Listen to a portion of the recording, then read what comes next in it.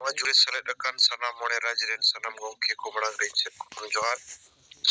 In Sohan Hembrom Assam Ponot Single President. Ado বিশেষ report লেখাতে তো ইনসে খয় তোয়াগে নয় চালাওয়েন দিন রে আবু জুম তালাতে আসাম রিয়া যাহা দুর্ঘটনা খাতির তে 29 পরিবার যাহা ওড়াক ko atar ket bodo ko unku gono sopohot ko lagit jage jahay jaha tinak gibon dariya ona lekate kaudi gono riya bun घोषणा ले और उना हिसाबते इंचेक प्राय होगी कौड़ी अरी सपोर्ट गड़ो अकुआ मर्जी लेका गड़ो सपोर्ट को एम करना प्राय 25 जन गन अदो उनकुआ गे मिदम थोड़ा लई सडिया बुना ओना दो मांग रिंग ले बुन तहन जहां लेका प्रथम दो बहुत दिसम परगना सोहाराम गोंके 1000 लुबिन मार्डी 1000 मोहन हस्ता उनिसे खन 1000 और हो विकास मुर्मू बारसाई बिमल बस्की 30 टका मनसिंह हेम्ब्रोम मोड़ेसाई राजाराम माझी 1000 इना कते सोमनाथ मार्डी मिक्साई नरेंद्र हेम्ब्रोम उड़ीसा प्रदेश अध्यक्ष संगल अध्यक्ष तबुन 12000 महानंद बस्की से खन 1000 किशुन हेम्ब्रोम से खन 1000 बिमल हस्ता से खन 50 टका दिलीप मार्डी से खन 100 टका इना कते दो विक्रम बस्की 100 विश्वनाथ टुडू 900 टका इना कते फिनीलाल टुडू 100 टका सालखु सोरेन 1000 कमल चंद्र मार्डी 1000 इना कते अनिल कुमार माझी 100 और उनकाते बिनोय सोरेन बेसरा बार होड़ा कुल का पले मिदाव बारसाई और मिदाव पेसाई मोड़ेसाई इना कते शिवनंदन कुमार सेटकोन 1500 इना कते बहराम हस्ता सेटकोन बारसाई सलखु हस्ता एसाई लक्ष्मीनारायण किसको गोंके सेटकोन 100 प्राय नोंडे 12334 टका गान नित धबिते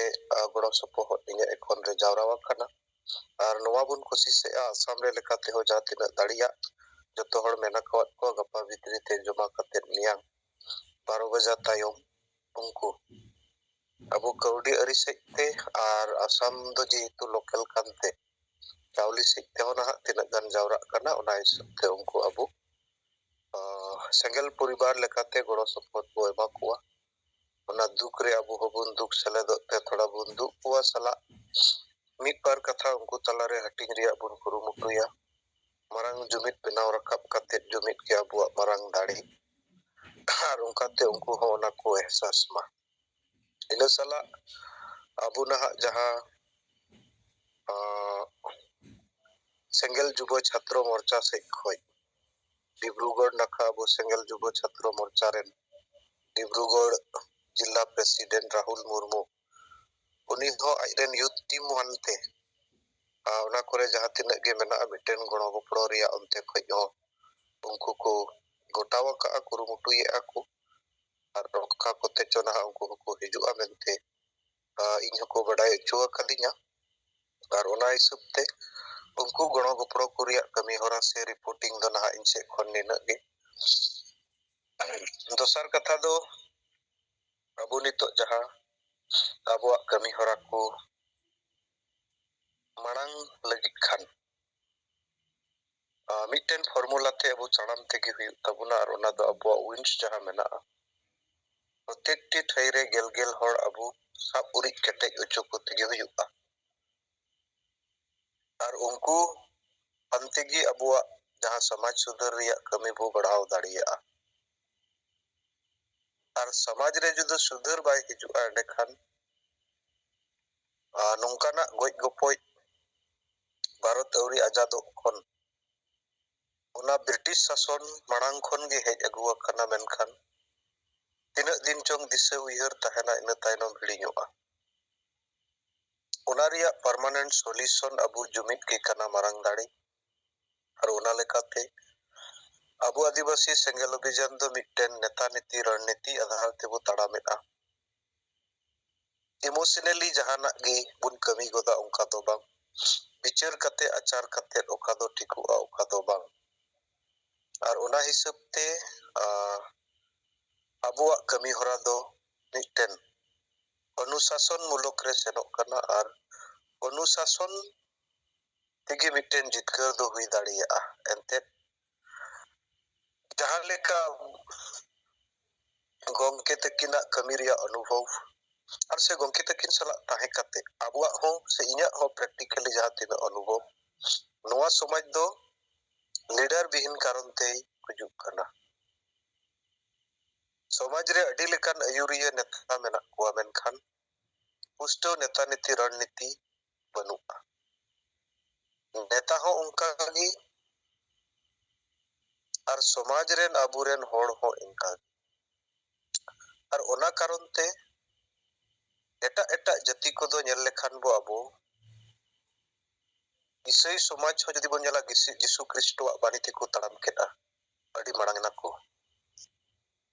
Hindu ho jodi nyala 33 koti devo devota menkhan marang re unku Ram ar mitten goj dhiri jiwut bonga ko benaw rakap kidia jahan do nit abu bun nyal nyamet kana Ram mandir un marang ko benaw keda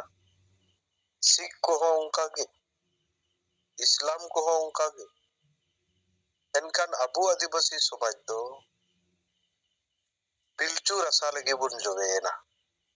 ar ona purchu rasa bun jobe ente pilchu juk rigi nitho abuak somaj chalak kana aburen bir ko uihar let hasa lagi Tilka Murmu khon ehop kate Sidho Murmu dhabi Birsa Munda इंग्रेज खिलाफ रे जहां लेका को हुल लेदा ona riyak marang uddesho ge tahe kana विदेश खो हej akan hor aliya hasa jaga re alope kabjaya menkhan una ko jukre ho babu selet daड़िया kauda tenit abu dubu menea je dharti re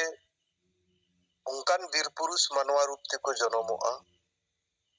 jahai bir purus do nit okte re abu talare jiwit bonga rup te gomke salkhan murmu menaya menkhan somaj nui bai nyel nyame kana ona riyak karon do pilchu rasa re jobeya kana pilchu juk rigi jiwido kana ona re sudhar lagit adi lekana kurumutu abuak toge mena'a ar noa lagit do abuak kothor parishrom ar niswartho bhabe te tinak bo kami daᱲिया somaj lagit onage hijuk kan din re mitten mar aham bhumikai benawa ar tobe ge abuak somaj do nyel nyamoa se lahanti daᱲिया karon abu bun kokoi kana dhorom juru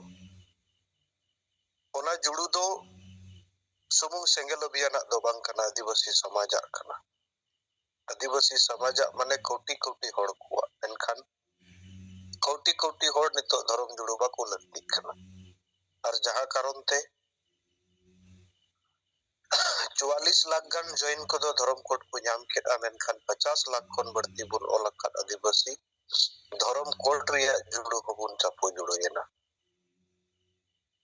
adibasi ko bhasa talare bodo ar santali gi संविधान riya schedule re selet akana ठीक उइहर আর বিচার তেকো তাড়াম কেতে বড় দো কম সময় রে 600 বছর কাল আসাম দিসম ko শাসন aka ahum unku lekan hor nukuak jumit nyelte asam disam akuak kabjai riyak mitten agu lagit unku ko daড়िया da ak karon jaha ko kukmu leda sangi hor ona ko bujau ket takwa ar onare ko tadamente mitte selet akan parsi Bodoland redo Bodoland University dabik benawena ar joto office re olok parhak re joto bodo bhasa gi laguyente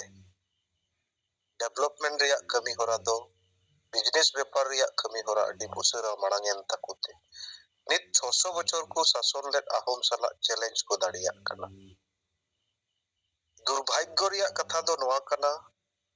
जे जीवित बोंगा अबुई परसी जितकरिया सालखान मुर्मू गोंके आया राजनीति क्रियान आदिवासी संथाल समाज लगी दान केत रेहो नवा समाज बाय बिचार दाड़िया दाते संताली परसी दो राष्ट्र मानोते न्यामकात रेहो झारखंड रिया राज परसी नित धबित बाय हुई लेना जहां उनकान ओक्ते ताहे कना राज्यपाल हो संताल मुख्यमंत्री संताल विरोधी दलपति हो संताल मेनखान एन रेहो संताली परसी दो राज परसी बाय बनाव लेना आदो ओना कारण ते नित आबो नवा बुन बुझाव दाड़ियादा जे समाज रे सुधर बेगोर जहाना गेम जितकर ओना दो बेकार गे सविदो तमा जहां आबो डॉक्टर बी.आर. अम्बेडकर संविधान निर्माता जहां कथाय मेनलेन संविधान जहां तिना नपाय ओल को रेहो जुदी चलाव को बड़ी हड़ को तहनो आ बड़ी प्रमाणितो आ आर जुदी संविधान जहां तिना बड़ी गे रेहो ओना चलाव बनाव को जुदी मोज हड़ को तहना बड़ी संविधान हो मोज संविधान रे बनाव दाड़िया ठीक उनका गे आबुआ समाज ओना जला रे बनाया अकोय दो मोज हड़ उनी बाय उरुम दाड़ियाय कना जहां जावगी एड़े दी कना उनी गे आजरेन लेकाय मोने दी कना माने बिन रूप ते हेज कते एगेर किदिया मेनखान ओझा रूप ते हेज कते झाड़ किदिया इनी कान गियाय मेनखान बाय बुझाव दाड़ियाय कना अदो नोआ कटघरी रे को तिंगु कन नुकु समाज रेन होड़ और उडुक को लगित खान समाज रे परिवर्तन माने दो सुधर बेगोर दो परिवर्तन बाय हिजुआ और जहां कारण ते आरएसएस लेकान संगठन मिटेन ओनारनिक मारंग नेतृत्व मोहन भगवत जे सनातनी और सरना दो मिट गया मेन रे आसाव सेट कना कारण जहां मारंग बुरु बोंगा होड़ मारंग बुरु दो ओकारे ओनारिया दिशा पैसा बनु मारंग बुरु दो मिट टुकुई हंडी रेगी बनाया और ओनारिया लड़हई रे दो बरो में ताहेना मेनखान वास्तव रे मारंग मुरुई रेजो रेहो राजनीतिक नेताम मेन सामाजिक नेताम मेन अकोया हो दृष्टि दो ओना चितान रे बनुआ कारण उनको ठे दृष्टिकोण दो बनुआ दूरदृष्टि बनुआ आदो तिहिन अबु तला रे जीवित बोंगा परसी जितकरिया दिसम गोंके सालखान मुर्मू बनाया या उमुल रे अबु बुन तड़ामकात आर जहां तिना उसरा बुन मेने उन उसरा अबुआ समाज रिया कमी होरा बाय मांगो कान रेहो एनखान समाज दो नोय बिचार कान गया आदो इन सेट खन बिचार लेकाते मिद बार कथा निया कुगी साला अबुआ सपड़ावना जहां 21 फेब्रुआरी अंतर्जातिक मातृभाषा दिवस कना नोआ अबु मातृभाषा दिवस रूप ते धारणा माध्यम ते ज्ञापन अबु डिसी थ्रू राष्ट्रपति बुन एमाय संताले राज परसी अडी लागे हुयुग बा झारखंड रे और ओनाते नोई अबुआ समाज रेन गे किचुगान होड़ परसी जितकर महा गे भाषा जितकर महा को मेता कान ओना स्टैंड अबु क्लियर कोते हुयुगा इना ताइनम 21 मार्च जहां सरना धर्म कोर्ट अबु दबी इदी कते पूरे मोड़े गोटे राज रेगी अबुरेन डीसी थ्रू तेगी राष्ट्रपति ज्ञापन बो एमाय नोवारिया कमी होरा को लगी नित खन अबु सपड़ा ते हुयुगा और ओना दो लीडर ओरिएंटेड कते गे अबु तड़ाम हुयुगा यदि लीडर बु संगी दाड़िया को जनता बको हिजुग रे अबुरेन लीडर गे को हिजुगा कारण लीडर दो पैसा टका जमन्यो एमो बाय हुयुगा जनता अगुई खाय पैसा टका जमन्यो जतवा एमो हुयुगा तबे हिजुगा मेनखान उनकान दाड़ी अबु ठेज दो बनुआ हुई को गया हुनंग जुदी समाज नोआ को चेतान गरज दुलड़ ताहे को ताया गोंके बेन गया पूरे भारत रे कोटी कोटी होड़ मेना बुना जुदी समाज चेतान दुलड़ और गरज ताहेन खान मिमिक टका बुन एम लेखान हो कोटी टका हुई को और ओना कोटी टका ते सांगी अबुरेन कमिया को सी निंदा को कमी दाड़ी किया मेनखान तिहिन ᱚᱱᱠᱟᱱᱟᱜ ᱪᱤᱱᱛᱟᱹ ᱫᱷᱟᱨᱟ ᱵᱟᱹᱱᱩᱜ ᱛᱮ ᱴᱟᱠᱟ ᱫᱚ ᱧᱤᱨ ᱵᱟᱲᱟᱭ ᱠᱟᱱᱟ, ᱦᱚᱲ ᱦᱚᱸᱠᱚ ᱧᱤᱨ ᱵᱟᱲᱟᱭ ᱠᱟᱱᱟ, ᱮᱢᱚᱱ ᱜᱮᱭᱟ ᱠᱚ, ᱢᱮᱱᱠᱷᱟᱱ ᱥᱚᱢᱟᱡᱽ ᱪᱮᱛᱟᱱ ᱫᱩᱞᱟᱹᱲ ᱜᱚᱨᱚᱡ ᱵᱟᱝᱛᱮ ᱱᱚᱣᱟ ᱥᱚᱢᱟᱡᱽ ᱫᱚᱭ ᱜᱩᱡᱩᱜ ᱠᱟᱱᱟ, ᱡᱚᱛᱚᱣᱟᱜ ᱛᱟᱦᱮᱱ ᱛᱩᱞᱩᱡ, ᱠᱟᱨᱚᱱ ᱩᱭᱦᱟᱹᱨ ᱵᱤᱪᱟᱹᱨ ᱜᱮ ᱦᱩᱰᱤᱧ ᱜᱮᱭᱟ, ᱠᱟᱨᱚᱱ ᱫᱚ ᱦᱟᱱᱮ ᱥᱮᱫᱟᱭ ᱡᱩᱜᱽ ᱡᱟᱦᱟᱸ ᱫᱚ ᱯᱤᱞᱪᱩ ᱡᱩᱜᱽ ᱨᱮᱜᱮ ᱢᱮᱱᱟᱜᱼᱟ, ᱟᱨ ᱚᱱᱟ ᱛᱮᱜᱮ ᱟᱵᱚ ᱟᱹᱰᱤ ᱴᱷᱤᱠ ᱵᱤᱪᱟᱹᱨ ᱜᱚᱢᱠᱮ ᱥᱟᱢᱟᱝ ᱠᱟᱣᱟᱜ ᱵᱚᱱᱟ, ᱢᱟᱨᱮ ᱩᱭᱦᱟᱹᱨ ᱟᱨ ᱢᱟᱨᱮ ᱰᱟᱦᱟᱨ, ᱩᱭᱦᱟᱹᱨ ᱨᱮᱭᱟᱜ ᱚᱨᱛᱷᱚ ᱫᱚ ᱦᱟᱱᱮ ᱥᱮᱫᱟᱭ ᱠᱷᱚᱱ ᱟᱵᱚ ᱫᱚ ᱱᱚᱝᱠᱟ ᱜᱮ, ᱱᱚᱱ ᱯᱚᱞᱤᱴᱤᱠᱮᱞ, ᱰᱟᱦᱟᱨ ᱫᱚ ᱨᱩᱢᱩᱜ ᱢᱮ ᱵᱩᱞᱩᱜ ᱢᱮ ᱰᱟᱰᱚᱢ ᱠᱚᱢ ᱵᱟᱨᱚᱱ ᱠᱚᱢ, ᱰᱟᱹᱱ ᱯᱟᱸᱡᱟ ᱠᱚᱢ ᱟᱨ ᱦᱤᱥᱟᱹ ᱥᱩᱭᱟᱹ ᱨᱮ ᱛᱟᱦᱮᱱ ᱢᱮ, ᱱᱚᱜᱼᱚ ᱱᱚᱰᱮ ᱜᱮ ᱥᱚᱢᱟᱡᱽ ᱫᱚᱭ ᱛᱷᱟᱠᱮᱫ ᱮᱱᱟ, ᱟᱨ ᱚᱱᱟᱛᱮ ᱟᱵᱚ ᱱᱤᱛᱚᱜ ᱟᱵᱚᱭ ᱟᱹᱜᱩᱣᱟᱫ ᱵᱚᱱᱟ ᱱᱟᱣᱟ ᱩᱭᱦᱟᱹᱨ ᱟᱨ ᱱᱟᱣᱟ ᱰᱟᱦᱟᱨ, ᱱᱟᱣᱟ ᱩᱭᱦᱟᱹᱨ ᱢᱟᱱᱮ ᱥᱚᱝᱵᱤᱫᱷᱟᱱ ᱠᱟᱹᱱᱩᱱ ᱥᱟᱞᱟᱜ ᱵᱚ ᱛᱟᱲᱟᱢᱟ, ᱟᱵᱚᱣᱟᱜ ᱟᱹᱭᱫᱟᱹᱨ ᱞᱟᱹᱜᱤᱫ ᱟᱵᱚ ᱵᱚ ᱞᱟᱹᱲᱦᱟᱹᱭᱟ, ᱟᱵᱚᱣᱟᱜ ᱱᱟᱣᱟ ᱰᱟᱦᱟᱨ ᱯᱨᱚᱛᱤᱠ ᱥᱤᱸᱜᱮ ᱢᱟᱦᱟ, ᱡᱩᱢᱤᱫ ᱛᱷᱟᱱ ᱨᱮ ᱡᱟᱣᱨᱟ ᱠᱟᱛᱮᱫ ᱦᱟᱥᱟ ᱵᱷᱟᱥᱟ ᱡᱟᱹᱛᱤ ᱫᱷᱚᱨᱚᱢ, ᱤᱡᱽᱡᱚᱛ ᱟᱵᱟᱫᱤ ᱞᱟᱭᱼᱞᱟᱠᱪᱟᱨ ᱟᱹᱨᱤᱪᱟᱹᱞᱤ ᱵᱟᱧᱪᱟᱣ ᱥᱟᱞᱟᱜ, ᱚᱞ ᱯᱟᱲᱦᱟᱜ ᱜᱤᱫᱽᱨᱟᱹ ᱠᱚ ᱱᱩᱠᱨᱤ ᱪᱟᱹᱠᱨᱤ ᱨᱮᱠᱚ ᱞᱟᱦᱟᱜ ᱢᱟ, ᱱᱚᱣᱟ ᱜᱮ ᱟᱵᱚᱣᱟᱜ ᱱᱟᱣᱟ ᱩᱭᱦᱟᱹᱨ, ᱱᱟᱣᱟ ᱰᱟᱦᱟᱨ ᱞᱮᱠᱟᱛᱮ ᱥᱟᱢᱟᱝ ᱠᱟᱣᱟᱜ ᱵᱚᱱᱟ, ᱟᱨ ᱱᱚᱣᱟ ᱫᱚ ᱯᱨᱚᱪᱟᱨ ᱢᱟᱫᱽᱫᱷᱚᱢ ᱛᱮ ᱟᱵᱚ ᱥᱛᱷᱟᱯᱤᱛ ᱫᱟᱲᱮᱭᱟᱜ ᱦᱩᱭᱩᱜ ᱛᱟᱵᱚᱱᱟ, ᱛᱚ ᱮᱸᱰᱮᱠᱷᱟᱱ ᱟᱵᱚᱣᱟᱜ ᱡᱤᱛᱠᱟᱹᱨ ᱱᱤᱥᱪᱤᱛ ᱜᱮᱭᱟ, ᱟᱨ ᱥᱟᱹᱨᱤᱭᱟᱜ ᱠᱟᱹᱢᱤ ᱠᱟᱱᱟ, ᱥᱟᱹᱨᱤᱭᱟᱜ ᱠᱟᱱᱟ ᱱᱚᱣᱟ ᱢᱤᱫ ᱫᱤᱱ ᱥᱚᱢᱟᱡᱽ ᱮ ᱵᱩᱡᱷᱟᱹᱣ ᱜᱮᱭᱟ, ᱛᱚ ᱱᱤᱭᱟᱹ ᱠᱚ ᱠᱟᱛᱷᱟ ᱤᱧ ᱥᱮᱫ ᱠᱷᱚᱱ ᱟᱵᱚ ᱛᱟᱞᱟᱨᱮ ᱫᱚᱦᱚᱭ ᱛᱩᱞᱩᱡ ᱤᱧᱟᱹᱜ ᱠᱟᱛᱷᱟ ᱱᱚᱰᱮ ᱜᱤᱧ ᱢᱩᱪᱟᱹᱫ ᱠᱮᱫᱟ, ᱥᱟᱱᱟᱢ ᱜᱚᱢᱠᱮ ᱠᱚ ᱢᱟᱲᱟᱝ ᱨᱮ ᱡᱚᱦᱟᱨ, ᱫᱚᱲᱦᱟ ᱛᱮ ᱡᱚᱦᱟᱨ। ᱡᱮ ᱚᱠᱟ ᱫᱤᱥᱟᱹ ᱛᱮᱵᱚ ᱥᱮᱱ ᱞᱮᱱᱠᱷᱟᱱ ᱟᱹᱫᱤᱵᱟᱹᱥᱤ ᱥᱚᱢᱟᱡᱽ ᱵᱚ ᱵᱟᱧᱪᱟᱣ ᱫᱟᱲᱮᱭᱟᱜᱼᱟ, ᱥᱮᱸᱜᱮᱞ ᱡᱟᱦᱟᱸ ᱵᱤᱪᱟᱹᱨᱮ ᱥᱟᱢᱟᱝ ᱠᱟᱫᱟᱭ, ᱱᱚᱣᱟᱛᱮ ᱟᱹᱫᱤᱵᱟᱹᱥᱤ ᱜᱚᱴᱟ ᱫᱷᱟᱹᱨᱛᱤ ᱨᱮᱱ ᱵᱚ ᱵᱟᱧᱪᱟᱣ ᱫᱟᱲᱮᱭᱟᱠᱚᱣᱟ, ᱱᱚᱣᱟ ᱯᱟᱹᱛᱭᱟᱹᱣ ᱟᱠᱚ ᱛᱟᱞᱟᱛᱮ ᱱᱤᱛ ᱦᱚᱸ ᱵᱟᱹᱱᱩᱜᱼᱟ, ᱠᱟᱨᱚᱱ ᱫᱚ ᱱᱚᱣᱟ ᱠᱟᱱᱟ ᱡᱮ ᱚᱱᱟ ᱢᱟᱨᱮ ᱵᱮᱵᱚᱥᱛᱷᱟ ᱠᱷᱟᱹᱛᱤᱨ ᱛᱮᱜᱮ ᱱᱩᱠᱩ ᱵᱟᱠᱚ ᱵᱤᱪᱟᱹᱨ ᱫᱟ, ᱛᱮᱦᱮᱧ ᱥᱮᱸᱜᱮᱞ ᱡᱟᱦᱟᱸᱭ ᱩᱭᱦᱟᱹᱨ ᱧᱟᱢ ᱠᱟᱫᱟᱭ, ᱜᱟᱯᱟ ᱚᱱᱟ ᱜᱮᱠᱚ ᱟᱯᱱᱟᱨᱟ, ᱠᱟᱨᱚᱱ ᱱᱚᱣᱟ ᱟᱯᱱᱟᱨ ᱵᱟᱠᱚ ᱟᱯᱱᱟᱨ ᱞᱮᱠᱷᱟᱱ ᱟᱡ ᱵᱟᱭ ᱵᱟᱧᱪᱟᱜᱼᱟ, ᱱᱚᱣᱟ ᱫᱚ ᱥᱚᱴᱷᱤᱠ ᱠᱟᱱᱟ, ᱢᱮᱱᱠᱷᱟᱱ ᱟᱹᱫᱤᱵᱟᱹᱥᱤ ᱥᱚᱢᱟᱡᱽ ᱱᱤᱛ ᱦᱚᱸ ᱡᱟᱹᱯᱤᱫ ᱥᱚᱢᱟᱡᱽ ᱨᱮᱜᱮ ᱢᱮᱱᱟᱭ ᱛᱮ ᱩᱱᱟᱹᱜ ᱵᱟᱭ ᱵᱤᱪᱟᱹᱨ ᱧᱟᱢ ᱮᱫᱟ, ᱟᱭᱟᱜ ᱵᱮᱠᱛᱤᱜᱚᱛ ᱥᱟᱨᱛᱷᱚ ᱞᱟᱹᱜᱤᱫ ᱠᱤᱪᱷᱩ ᱱᱮᱛᱟ ᱠᱚ ᱵᱮᱱᱟᱣ ᱟᱠᱟᱱᱟ, ᱢᱮᱱᱠᱷᱟᱱ ᱟᱠᱚ ᱵᱟᱠᱚ ᱵᱤᱪᱟᱹᱨ ᱮᱫᱟ ᱡᱮ ᱟᱠᱚᱣᱟᱜ ᱥᱟᱢᱚᱭᱤᱠ ᱯᱷᱟᱭᱫᱟ ᱞᱟᱹᱜᱤᱫ ᱥᱚᱢᱟᱡᱽ ᱫᱚᱠᱚ ᱜᱚᱡᱮ ᱠᱟᱱᱟ, ᱥᱚᱢᱟᱡᱽ ᱫᱚᱠᱚ ᱵᱟᱠᱚ ᱵᱟᱧᱪᱟᱣ ᱫᱟᱲᱮᱭᱟᱭᱟ,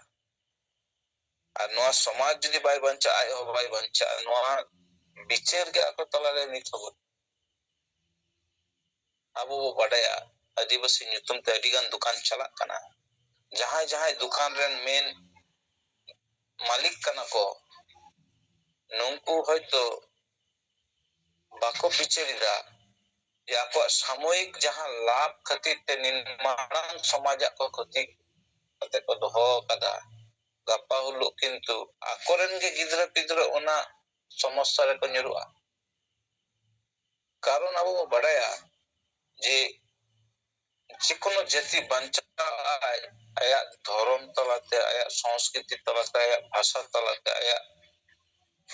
ᱨᱟᱡᱱᱳᱭᱛᱤᱠ ᱡᱩᱨᱩ ᱧᱟᱢ ᱛᱟᱞᱟᱛᱮ। ᱛᱮᱦᱮᱧ ᱟᱵᱚ ᱵᱚ ᱵᱟᱰᱟᱭᱟ ᱡᱮ ᱵᱷᱟᱨᱚᱛ ᱨᱮ ᱠᱷᱩᱵ ᱠᱚᱢ ᱥᱚᱝᱠᱷᱚᱠ ᱡᱮᱱᱟরেল ᱠᱮᱴᱟᱜᱚᱨᱤ ᱨᱮᱱ ᱦᱚᱲ ᱢᱮᱱᱟᱜ ᱠᱚᱣᱟ, ᱡᱟᱦᱟᱸᱭ ᱫᱚ ᱟᱠᱚᱣᱟᱜ ᱡᱩᱨᱩ ᱠᱤᱱᱛᱩ ᱵᱩᱡᱷᱟᱹᱣ ᱧᱟᱢ ᱠᱟᱫᱟ ᱠᱚ ᱡᱮ ᱪᱮᱫ ᱞᱮᱠᱟᱛᱮ ᱧᱟᱢ ᱫᱚᱨᱠᱟর ᱟᱵᱚᱣᱟᱜ ᱡᱩᱨᱩ, ᱚᱱᱟᱛᱮ ᱡᱮᱛᱮ ᱡᱟᱭᱜᱟ ᱨᱮ ᱟᱠᱚ ᱫᱚᱠᱚ ᱧᱟᱢ ᱠᱟᱫᱟ। ᱛᱮᱦᱮᱧ ᱟᱵᱚ ᱵᱚ ᱵᱟᱰᱟᱭᱟ ᱡᱮ ᱡᱟᱦᱟᱸ ᱛᱤᱱᱟᱹᱜ ᱡᱮᱱᱟরেল ᱨᱮᱱ ᱦᱚᱲ ᱢᱮᱱᱟᱜ ᱠᱚᱣᱟ, ᱚᱨᱛᱷᱟᱛ ᱩᱪᱪᱚ ᱵᱚᱝᱥᱚ ᱨᱮᱱ ᱦᱚᱲ, ᱱᱩᱝᱠᱩ ᱟᱠᱚᱣᱟᱜ ᱦᱚᱠ ᱟᱹᱭᱫᱟᱹᱨ ᱡᱮᱛᱮ ᱠᱚ ᱵᱟᱧᱪᱟᱣ ᱴᱷᱤᱠ ᱮᱫᱟ। ইউজিসি বলে মিদᱴেন মামলা রে ভিডিও করে চালাক কানা বিভিন্ন মিডিয়া রে, যাহার রে তো নোয়া আইন তালাতে জেনারেল को মিদটেন লই গানোआ ক্ষতিয়া সে উনকু কটি সমস্যা রে কো নিরুआ, उनको पूरा एकदम को आंदोलन बड़ा करते एकदम सुप्रीम कोर्ट खन ओना स्टे ऑर्डर को अगू केदा जे नोंकान आईन बाय गानोआ। अदो उनको दो अभी जागरूक समाज कना तो उनको मिद घड़ी से को बुझाव ᱧᱟᱢᱟ जे नोआते आबोरेन जेनारेशन से आबो समाज रे आबो क्षति हुई दाड़ेआ, ओनाते गोटा पूरा को आंदोलन बड़ा केदा सुप्रीम कोर्ट खन ओना स्टे ऑर्डर हुईना अतः उनकान आईन दो बाई लागू आनी मेनकान आदिवासी निनो बो लई गानोआ निनो तायनम परिस्थिति रे मेना बोन रेहो आदिवासी समाज दो नीत हो जपी रेगे मेनाया सबसे दुर्भाग्यजनक नोआ कना कि जहां तीन नुको दुकान वाला से दुकान को चलाविदा नुको ako ako te marang पंडित को लिखा मेनकान ako पंडित तो दो ako ona elaka sumung ge mena karon noy je abu जीवित bunga persie jitkara bunai no adi marang mane lei ganoa no समाज रे adi marang juru agu kata gongke adi marang den obodan kana no मेनकान नुको जहां तीन दुकान को चलाविदा आसेका nyutum te maji pargana nyutum te se writer association nyutum te नुको दो जते के जिकोनो दलरा चमचागिरी रे के व्यस्त रे मेना को निथो नोआ इदी कते नोय अबोरेन गंके सरहाव हो बको दाड़ेयादा जे निनमरन कमी कदा मेनकान अबुई गंके के निथो सरना धर्म कोड ना लड़ाई रे जहां तीन लहा कदा नो आंदोलन अबुई गंके खातिर बका नुको आसेका तीसे रोड कदा धर्म कोड लगी बको बटाया आसेका तीसे रोड कदा संताली भाषा राजभाषा लगी बको बटाया उनको तो खाली ओना चिकी चिकी ते को पागल लगा मेनकान चिकी छाड़ा ako ओना बिचेर के बन ओना बिचेर ते को बिचेर का मेनकान आबो तो अडी मारांग बिचेर ते आदिवासी समाज को बंचा नोंकाना बिचेर अबो ठन मेना अबो गंके समांग करे अदो नितो हो ऑक्टो मेना जुदी नुकु संगे संगठन बिचेर ᱧᱟᱢ कते ako संगठन खन हो नोआ कथा को रकाब किया जे हां झारखंड पनोद रे राजभाषा हुयुग मा उनका के संताली परसी ते मोरे गोटे पनोद रे के संताली परसी नित्य राजभाषा लिखाते हुई लिखा अबुआ जते स्कूल कॉलेज नौकरी चाकरी जते रे अबुआ भागीदारी हिजुआ अबो आदिवासी के बो ओंडे बो बेनिफिट बो ᱧᱟᱢᱟ जेमन तेहन बांग्ला रे बांग्ला तेले पढ़ा कना बांग्ला ते जहां ओनाते बंगाली को के बेसी ओना नौकरी चाकरी जते रेगे उनका के उड़ीसा रे दो उड़ियो भाषा राजभाषा बोले ओंडे उड़ियो होरा उनको माने बेसी नौकरी चाकरी बिहार रे हो बिहारी को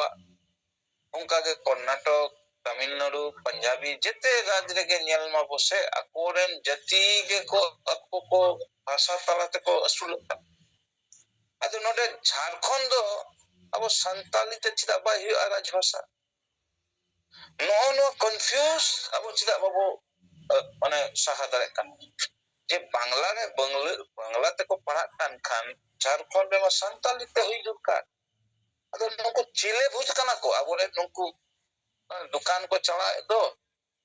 माने सरी के नुंकु नवा संगठन जतखन मेना अबो कते को चला नुंकु नवा आसेका मजी परगना महल राइटर को जहां तिनो संगठन दुकान को चलाविदा से आदिवासी तुमते नुंकु जतखन बको चाबा नवा संगठन जतखन बांग चाबा अबो उन्नति दो बाई छुआ कारण नुंकु के को माने आको व्यक्ति स्वार्थ लगी नवा को बको होय चकना तब बको होय चकना बको रोड़ीदा तार माने बको होय चना कथा तेहन धरी अबो बाबो ᱧᱮᱞ दारे कना भारत रे नवा कथा चर्चा रे मेना जे संताली परसी राजभाषा झारखंड हुयुग मा नवा कथा एकमात्र सेंगेल छाड़ा उपाय हो बको रोड़ीदा तले नुको संताल विरोधी कना को आदिवासी विरोधी कना को मेन गनो मिट प्रकार ओंका के नोआ बो ले दारे नुको दो संताली भाषा दुलोड़ी हर बानु कना को नुको दो माने डुप्लीकेट संताल कना असली संताल दो अबो कना कारण अबो के संताली भाषा राजभाषा यो मा उना दे बो रोड़ीदा ᱚᱱᱠᱟ ᱜᱮ ᱥᱟᱨᱱᱟ ᱫᱷᱚᱨᱚᱢᱟᱜ ᱠᱟᱛᱷᱟ ᱦᱚᱸ ᱟᱵᱚ ᱵᱚᱱ ᱨᱚᱲ ᱮᱫᱟ ᱟᱵᱚ ᱢᱟ ᱠᱳᱱᱳ ᱧᱩᱛᱩᱢ ᱛᱮ ᱨᱮᱯᱮᱡ ᱫᱚ ᱵᱟᱵᱚ ᱪᱟᱞᱟᱜ ᱠᱟᱱᱟ ᱟᱵᱚᱣᱟᱜ ᱡᱩᱠᱛᱤ ᱫᱚ ᱱᱚᱣᱟ ᱠᱟᱱᱟ 2011 ᱨᱮ ᱰᱟᱴᱟ ᱢᱮᱱᱟᱜᱼᱟ ᱥᱮᱱᱥᱟᱥ ᱨᱮ ᱡᱟᱦᱟᱸ ᱫᱚ 50 लाख चितान अबो सरना बो ऑल काते नोआ सरना धर्म के हुयुग मा मेनते बो रोडिदा अरे किछु उनको बुका संतार को दो नीत होना ये रेगे ᱧᱩᱛᱩᱢ रेगे मेना को नोई बेंगल रे जहां आशिकानी सेक्रेटरी को मिताया नोई तेले दा आशिका नोई नोडे ले दा सरी उड़ीसा ने आशिका सुंदर मोहन ले दा सरना झारखंड ने आशिका ले दा सरना तले नुको दो किले भूत कना अब समाज को रपु एदा से ने आशिका के मिड नंबर समाज रपु हर कना 2 नंबर दो मजी परगना हर कना नुई हो सेम टू सेम रोडी दा नोडेनी अस मजी परगना मोहल सरी धर्म कथा रोडी दा झारखंड नि मजी परगना मोहल उनी हो साना धर्म कथा रोडी दा उड़ीसा नि मजी परगना नि हो सन्ना ले दा आ नोडे अब सेंगल को दोस्त ताहले नंको भूत खतित अब वो गुजुआ अब समाज की गुजुआ अदो नंको मेता को ही आदि दिन तो पे जम किदा समाज ᱧᱩᱛᱩᱢ पे আর চামচা গিরি কাতে আদি দিন पे কুড়াও কিদা আদো আলো पे কুড়াও समाज बचाव ना अंगीबार तो निज संगेल हताव कते संगेल के बचाव दरे आपे तो बापे दरे मेटे प्रोग्राम हुई कना नियत तला रे नुंको वेस्ट बेंगल रेन बांगमा 42 टी संगठन जुमित कते मेटे संगठन ᱧᱩᱛᱩᱢ कदा को मेटे जे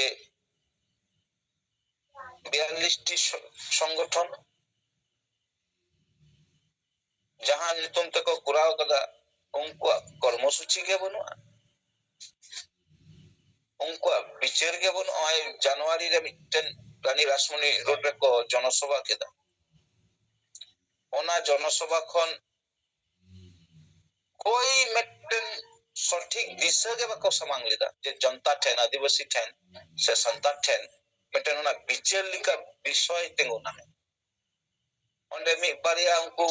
प्रोफेसर ईमान को मेना को पूरा पूरा एकदम माने भूल भाल कथा को ओडे को रोड बड़ा किदा अदो होय जे आबो संताल से आदिवासी जुमीद बांग खातिर होय लिकाते भेगा हुई ओना के को कमी काना नुको कोनो संगठन तेन आसाम रे उनमरांग दुर्घटना घटावना मिटन आसे कहो बाय रोल लिदा नोआ तुनो आदि दुख घटना कान गया नित अक्तो है कना समाज जुमीद जो समाज जदि बो जुमीद दरे तबे गे नुकाना समस्या को दो बो टिको दरे अबो बो बंचाव दरे तेन आसाम में होयो कना गापा वेस्ट बेंगल रे बांग होयो ओना गारंटी अलम एमा नोडे होई दरे नोडे को दल दरे और होयो गया कारण जहां जुमीद बनुया उनी के तो को दल गया से उको मेटन तुरुक आतोरे को चला मसे जहां के तुरुक को दल को उको मेटन क्रिश्चियन आतोरे चलाओ कते को दल को मसे से उको सिख आतोरे को चलाओ कते को दल कते को हिजु मसे वाह संभव बा कारण जुमीद मिना उनको समाज मनकन आबो समाज दो उनी दो आसेका कनाय उनी दो संगेल कनाय उनी दो मजी परगना उनी दो अमुक कनाय अरे भाई आमा आइडेंटिटी तो ताना समाज आइडेंटिटी आम दो मेटन धर्म तलते जुमी दो में आम दो मेटन जाति तलते जुमी दो में आम दो मेटन भाषा तलते जुमी दो में तेन बॉम्बे रे चला मा ओंडे रेन बॉम्बे रेन हर को किछु दिन मारांग मारा बाल बाबा बाल बाला साहेब ठाकरे ᱧᱩᱛᱩᱢ ते जुमित कना को आको भाषा तलते जे आले दो बॉम्बे रेन कना ले आले मराठी हर जाति कना ले आले तो नवा भाषा के मेन कना उनका कते को जुमित कना ओंडे हिंदी भाषी हर तमा को हाना नवा को रोड पड़म के को इलेक्शन रे हो अडिगान उनको मराठी वाला जहां पार्टी उनको के को जीतो चेदा कारण जुमित मिना को उनको दिल्ली बॉम्बे जहां को सेनो मा कोई हो बको मन दरे को तेहन मिट्टन बंगाली हो जुदी बेली बंगाली को मेताया नोडरेन बंगाली एकदम को अनको जुमित कते रास्ता रे को उडुंग को और आबो क्षेत्र दो झारखंड रेन आदिवासी गुजुक कान रे हो बेंगल नि आदिवासी हने चुपचाप न्यालिदा और आसाम रे हो को दाल रे हो को बेंगल रे उड़ीसा रे बिहार रे जहां तिना संताल आदिवासी रोर हो बनु ते हो बांगवा नेता नुको तो सीता काना को जेते सीता काना को दुकान को बिनाव कते को जमीदा को व्यक्ति स्वार्थ लगी नुको खातिर के समाज दो गुजुक तेनाली दुख बुझो जे नुको हो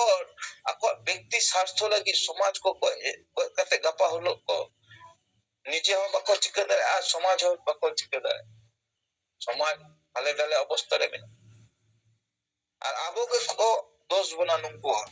जे समाज को बड़ी इधर बेरल दाते को बंगा बुड़ीदा अरे पोरो चोटर कते तीन दिन में जुमितिना इन दिन तो पोरो चोटर के गया हंडियन चोटर के ते जुमितना लेई में से या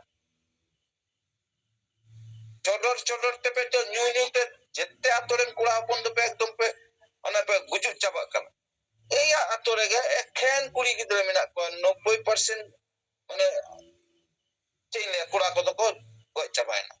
नो समाज नो रीति खतीते ओना हंडी चोटर खती आज तीन दिन पे चोटर आगुया चोटर चोटर ते पे बुंगा तला कना नीथोस माने बनु हुस अरे लाचाव बुझो मिटन नेल कते तुम होरा देखो पुसी नेले को जे उनको समाज चेलिका तो उन्नति कना बाड़े व्यवस्था को बगी गिटी कना और नवा व्यवस्था को अपना लेदा ओना ते कैसे उनको को लहा कना को देखो तो अडी बड़ी बड़ी व्यवस्था ता कना छुट्टी दह पोता ता कना बाल्य विवाह पोता ता कना बोली पोता ता कना तीनों गन पोथा मारे मारे पोथा जहां ते तो अडी गान ako नुकसान खतीत ako को बगी गिटी किता सचेतन ना को और अपनार नीथ न्यूद्रेगे मेनामा और आश्चर्यजनक घटना नोआ को आरो को किछु पंडित को सपोर्ट आ गया नोआ जायगा डी दुख ना आम बांगेम बुझोआ और नेतागिरीएम फुलावेदा और तला तला ते किछु दिन इनी नेल लेते हैं उनको फाइटर ग्रुप को डोंग लेना तो मैं माने बड़ी बड़ी को रोड बड़ा के तला तला अब नेता को किछु को हुमकी बड़ा के को नहीं तो आ चाबाई ना को फाइटर फाइटर काहे चपो तले नुंकु हो दिन मारंग समाज को खुदी की दस उन तो सेंगल का जहां कमी हो रहा चला करता है इन व्यक्तिगत तो भावे इनको फोन बड़ा दिया दी रकम हुमकी चुमकी को एमा दिनता है नुंकु फाइटर ग्रुप रन किछु लेगन और क्रिमिनल और कना को ओलो पड़ा बको बड़े हंडी पोड़ो न्यू तक तोहेल को आ नुंकु बंगमा समाज को बंचावा ओडोंगिना को मेटन ग्रुप को बिनाव किदा फाइटर न्यूतुमते असले नुंकु दो होयो कना को प्रोजेक्ट का को नुंकु जहां दिन और को नुंकु तहां कना को जत्तो आसे करेन मस्जिद परगना मोहन नुंकु संगठन रेन के रहे कना आदो चिके किदा को पुलिस किदा को जे बंगा सेंगेल रेन किछु नेता को किछु डिस्टर्ब को पे आ समाज रे विभ्रांत फैला पे चेता को न्यू तुमको पोसांतो ईमान तुमको कुड़ा को बॉयस को गया को उनको माने सुजो इन इंसान अडिगान बड़ी बड़ी तो को रोड बड़ा ले दिया तो जेउ तो इन तो उनकान और साउंड उनो माने भाई बतो रखो गया तो बुझो किदा तो ताला रे को डिस्टर्बिंग करते नहीं तो दादा को डिस्टर्ब उनका नुंको चेक को खुदी किदा उन तो किछु ना वीडियो को वायरल का दानियल को पे नुंको कमी छे ओना आरो विवेक को तैयार किदा ठीक गया सरी धर्म में खुशी कना ओना तो हम लड़ाई में से हुआ चेलिका तादा हता है आबो को दुसो बनंग आबो नि तुम ते डी रकम बड़ी कथा को नुंको मजी परगना मोहल नुंको नेता मंत्री को जहां दिन जतो गे आबो नि तुम ते को अडिगान बड़ी बड़ी कथा को प्रचार की मनका नि तो जेते को चबाई ना जेते को दाना ना नींद को बिचड़े किया पले सरी के संगेल जहां कथा रोल किया है ओना कथा के सरी ना और सेंगेल छड़ा ᱚᱠᱚᱭᱟᱜ ᱦᱚᱸ ᱵᱩᱠᱮ ᱯᱟᱠᱟ ᱵᱟᱹᱱᱩᱜᱼᱟ ᱡᱮ ᱥᱚᱢᱟᱡᱽ ᱠᱚ ᱵᱟᱧᱪᱟᱣ ᱫᱟᱲᱮᱭᱟᱜᱼᱟ ᱞᱟᱹᱭ ᱫᱟᱲᱮᱭᱟᱜᱼᱟ ᱟᱫᱚ ᱦᱚᱸᱜᱼᱚᱭ ᱱᱤᱱᱟᱹᱜ ᱠᱷᱟᱨᱟᱯ ᱯᱚᱨᱤᱥᱛᱷᱤᱛᱤ ᱨᱮᱦᱚᱸ ᱥᱚᱢᱟᱡᱽ ᱫᱚ ᱟᱵᱚ ᱪᱮᱫ ᱞᱮᱠᱟᱛᱮ ᱵᱚ ᱵᱟᱧᱪᱟᱣᱟ সমাজ বাঞ্চাও করতে গেলে তো জমি তো দরকার সে আপনার মা ভাষা তেও জমিত বানুক বনা ধর্ম তেও জমিত বানুয়া আদো চেদ লেকাতেম জমিতোয়া আদো হনওয়া কো আবো বিচার নিয়াম কা গিয়া বো মেনকান সেঙ্গেল বেন jaha tinok কর্মী নেতা মেনাক বনা নোয়া কো উইহর মা যে আবো গেবো দাড়েয়া সমাজ বাঞ্চাও আর নুকু বুল মাতাল jaha doko leya সংগঠন নুকু jaha dukan ko chawa do nungku do gapa uduk do ko adoa ado nungku chikaya ko tala-talate abo ko disturb bon gya menkan abuwa daitto kana je nungku cek likate saha kate abuwa somaj bo banchawa karon te jaha পরিস্থিতি কবিরাজ Murmu abin min ror khan ading pura komning dora ko bako rore te abin min ror khan ado inak kiring leya বার কথা বিন রর বিন মা পরে আরো মিবার কথা যদি সেরকম সময় নিয়মক খানি রড়া যাই হোক আদো মনে হয় এমনি গে খুলো লেনতে আদো যাহা কথা লিখলে যে সেঙ্গেলা বিচার যদি আবো সঠিক ভাবে আতো আতো বো পছনাওয়া আর আবো যাহা সেঙ্গেলা যাহা কনসেপ্ট নোয়া কথা যদি ঠিক মতো বো প্রচার দাঁড়া তাহলে সেঙ্গেল যে বিচার বাঞ্চাও দাঁড়া নোয়া সমাজ আর কিছু কিছু নাওয়া নাওয়া সংগঠন নিত হতো বেড়ে এদাকো আর সেঙ্গেল nyutum te কিছু বড়ি কথা কো অপপ্রচার এদা নুংকু হর দো সমাজ দো বাকো দুলোড়া গিয়া সমাজ চেলিকাতে গুজুয়া উনা না কামি গে কো Kamiya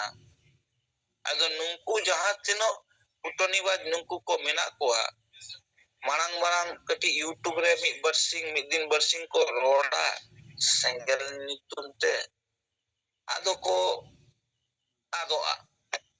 nungku bako bicar nyam da je jaha dere ma eda buya una der nyuru lekha amhom gujuk ke do senggel jaha bari una rei dulka kintu senggel jaha nina din dhore kami kana সমাজ তো বাঞ্চাও কা গিয়া যদি সেঙ্গেল নি রাষ্ট্রীয় নেতা মনসাল খান গমকে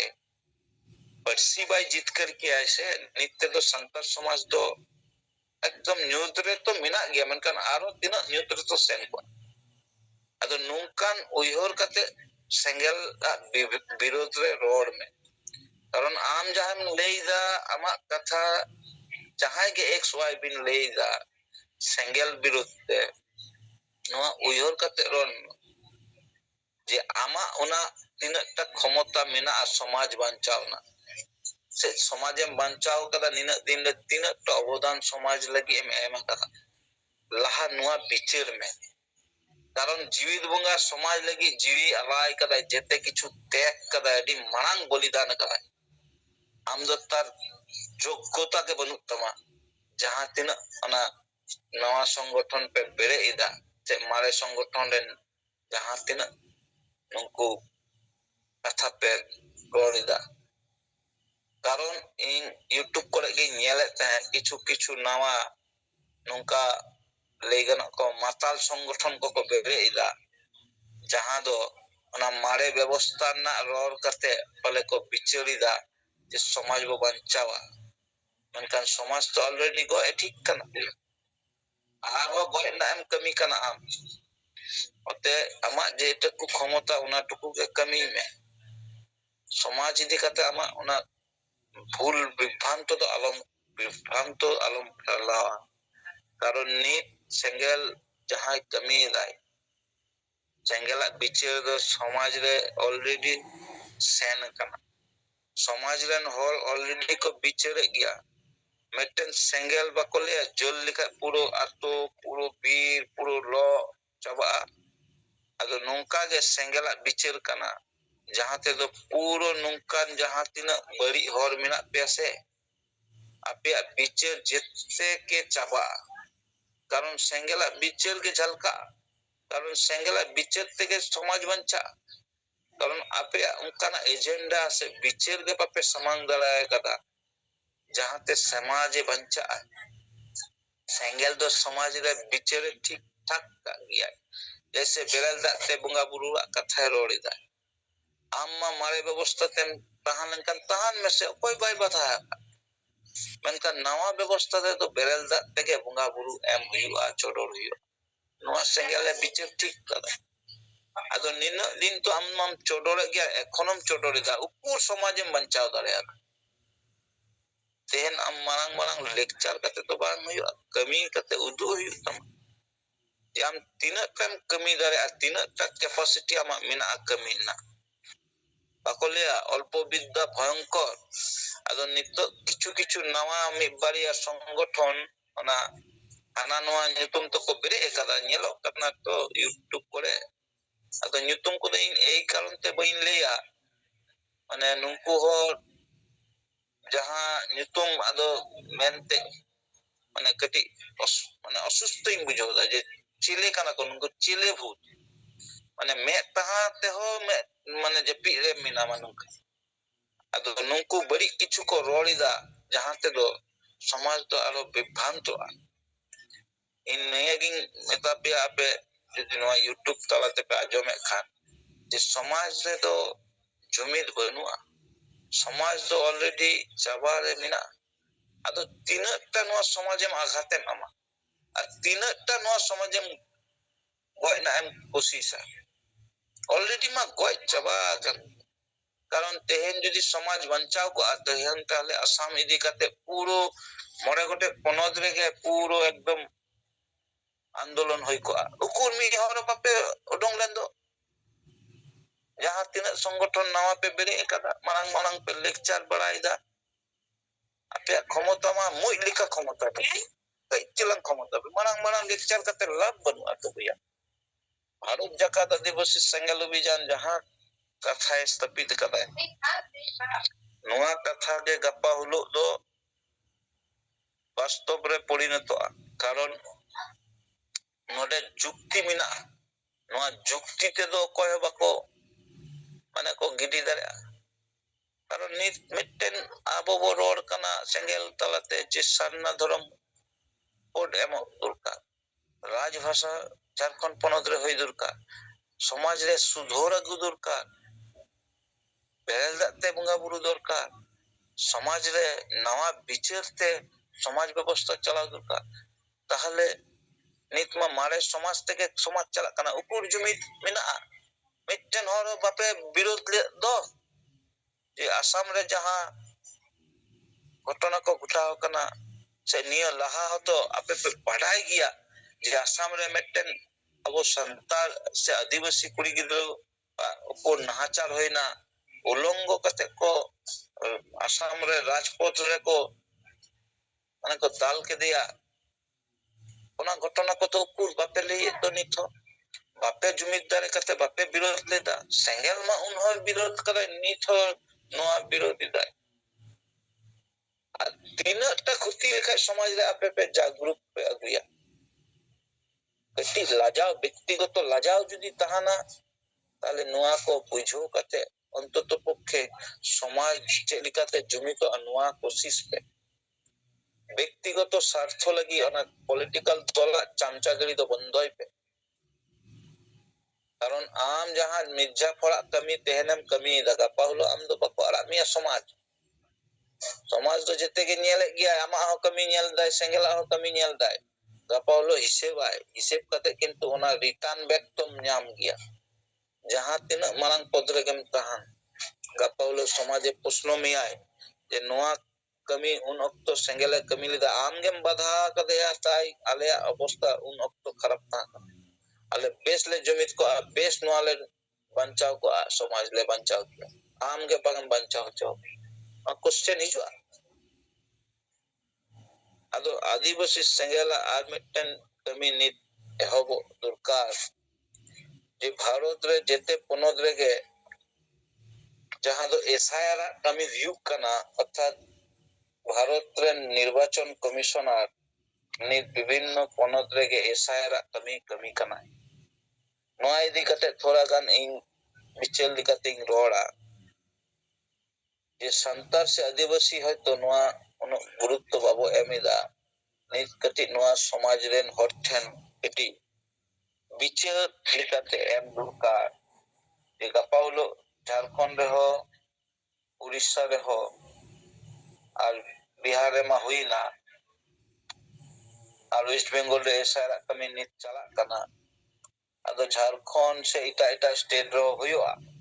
আদো আবো সান্তার সে আদিবাসী কো ঠেন উকা ডকুমেন্ট কো দোহ কাতে দরকার কারণ আবো সমাজ রে মা আবো তো কোনো ডকুমেন্ট ইদি কাতে আবো কোনো ঢের অলক পড়া হো বনুয়া উনো হলা বিচার হো বনু আদিগান কাগজ পত্র হয়তো ঠিকঠাক বনুয়া আদো ওনা কো কাগজ আবো সংগ্রহ kate doho kak mabo karon jete horak ge urak re ona SIR pokriya te jetum abar vote list re final list re rakap durkar onate jahai ko motamoti ale west bengal re nit chalak kan te leida je kagoj potro ko kati ko thik doho kak ma ona 13 ti reka meten kagoj dastabej ko samang ko নির্বাচন commissioner lei hochoy dai je no 13টি documents যাহা তিনা ওরা রে দহ দরকার 13টির মধ্যে অন্তত বারিয়া সেকটিয়া আদো যাহা কো ইনি নিয়াল কাদা ওনা documents onde all minaa onde abo santar se adivasi ko kom horak ge onkana documents ko do hoyto mena karon onde jaha documents ko rei kada ona in nial kading খুব কম আদিবাসী ঠেন গে সম্ভব কারণ do huyuk kana mitten ge abo ঠেন do aboren horma jotto magical hor jotto magic ke bo bujho giya menkan abo do ono dher gahir leka babo bicher giya jaga do no 13 ti document jaha in leida ona moddhe jaha documents abo কম বেশি তাহা দাঁড়ে আর santar ঠেন নোয়া দো ইয়া main দো হয়তো আয়া ওনা আধার card ওনা সাথে যাহা ডকুমেন্টস উনকু কো খোঁজক কানা যে ভোটার কার্ড সংশোধন যখন হইয়া ওনা SIR onde কিন্তু যেতে হরগে কম বেশি হওয়া বিশেষ করতে যাহায়া নিউটন 2002 সালে না যাহা মানে ভোটার লিস্ট onde যদি bang tahana se onde jodi kati gondogol tahana tokon unku documents ko khojo ona 13 ti documents na ontoto bariya documents PPA documents ekal lagtiya jaha do ek number re do mina jodi sarkari kami re minai khan unia ona sarkari kami na I card কিংবা উনি যদি retire person হই আইগোনা retire person না ওনা পিপিও বই নোয়া এক নম্বরে মেনা দু নম্বরে তো হই কানা যে যদি আয়া মাধ্যমিক কিংবা মাধ্যমিক যাহা সার্টিফিকেট ওনা লাগতিয়া দু নম্বরে আর তো হই কানা যদি আয়া এসটি সার্টিফিকেট তাহানা অর্থাৎ নোয়া পিয়া জিনিস সহজতে nyamua kinba taha durkar ona saute jodi ai passport jodi tahan ta passport ho ona 13 ti documents talare mena ado abo santa somaj re do jaha tina in lei kida noa ko ontoto jugar doho durkar nit khon karon abo somaj ren hor to akolia magical to abo ma noa disam ren kana koy lagabuna koy chikabuna koy nongkana bicher ge to mina abo talare jar karon te abo ono kagoj potro babo ঠিক ঠাক gya ado indo niya ge ingle apoya jaha tina nit somoy mina te বিশেষ করতে ST certificate binao kate doho jaha tina antar mina guna ᱱᱚᱣᱟ ᱩᱭᱦᱟᱹᱨ ᱠᱟᱛᱮ ST certificate ᱵᱮᱱᱟᱣ ᱠᱟᱛᱮ ᱫᱚᱦᱚ ᱠᱟᱜ ᱯᱮ ᱚᱱᱟ ᱥᱟᱶ ᱥᱟᱶᱛᱮ ᱚᱱᱟ ᱡᱟᱦᱟᱸ ᱠᱚ ᱞᱟᱜᱟᱜᱼᱟ যে ভূমি অধিকার সংশয়পত্র যদি তাহান খান কিংবা নাগরিক যে জাতীয় রেজিস্টার মিদটেন হুᱭᱩᱜ গিয়া ওনা হᱚ যদি তাহান খান আর রাজ্য সরকার বা স্থানীয় প্রশাসন না যাহা ফ্যামিলি রেজিস্টার বলে মিদটেন তাহান গিয়া ওনা হো যদি তাহান খান আর সরকার দেওয়া জমির নথি বা বাড়ির নথি অর্থাৎ আমার দলিল কো ওনা কো লাগতিয়া ওনা ছাড়া প্যান কার্ড আধার কার্ড নোয়া হো দরকার আদো নোয়া যাহা তিনা ইন লই কিদা নোয়া কো আপে হো প্রত্যেকটি আতো আতো রে সান্তাল সে আদিবাসী को ठेन নোয়া চর্চায় पे বেঙ্গল রে তো অলরেডি হই है एकाना एसआर ना कमी मनकन कपाउलो झारखंड से उड़ीसा रे हो हुआ अदो नित खन जदि ओना कागज को पे दोहो का आतो आतो নোয়া को पे बिचेरा जे নোয়া को दोहो सामटाव दरकार विशेष करते खूब गुरुत्वपूर्ण जहां बाड़िया जिनिस को खोजो काना ओनाते माने एक तो हुयो काना आमा जातीय संशय पत्र अर्थात ST सर्टिफिकेट बनाव का पे लगे आर दो हुयो काना जदि संभव पासपोर्ट पे बनाव दा कान अडी बेसोआ नित हो समय मेना जहां करे एसआर कमी बांग चला काना अर्थात उड़ीसा झारखंड मॉडर्न आदिवासी संताल को ठेन नोआ मैसेज कूल का पे जंतत पक्षे ST सर्टिफिकेट को बनाव मा जहां एसआर प्रक्रिया हुआ ओंडे ओना कमी अडी बेसोआ उन समय ओना कमी रे दरकार कारण यदि नोआ भोटा ओना लिस्ट खन को सहा गिडी कमा कोनो भूल कारण ते नोआ डॉक्यूमेंट्स को बाम उदुग दारे खान ताहले कपाउलो एमनी तुम गो एकान गिया समाज मा गो एकाना आर हो गुजुग गिया जागा तो नियो लेना उद्देश्य तो नियो गे जो ना एसआर रे आगामी दिन झारखंड से उड़ीसा रे हुआ और जहां डॉक्यूमेंट्स को ले किदा नोआ गे भारत जकात नोकाना डॉक्यूमेंट्स को गे को खोजोआ तो नोआ कटी आतो आतो अबोरेन सेंगल सेना को होबो चर्चाय मा जाते करे गापाउलो झारखंड रे जखन एसआर प्रक्रिया चला आको हो ओना डॉक्यूमेंट्स को बुझो कते को दोहो का मा एक नंबर रे हुयो कना जहां स्कूल सर्टिफिकेट को लेदा माध्यमिक ना सर्टिफिकेट दो नंबर हुयो कना सरकारी अधिकारी हुयो खान आमा ओना आई कार्ड आमा पासपोर्ट नोआ आमा ST सर्टिफिकेट नोआ को दो नित समय मेना नोआ को पे जुगार मा आर जहां जायगा करे हसा जायगा जमीन मेना ओना कागज पत्र हो नितुम को हो ठीक ठाक पे जाते करे ओना एसआर कमी हुयो खान ओना रे जदि को हो पे हियरिंग करे उन ऑक्टो ओना डॉक्यूमेंट्स को खोजोआ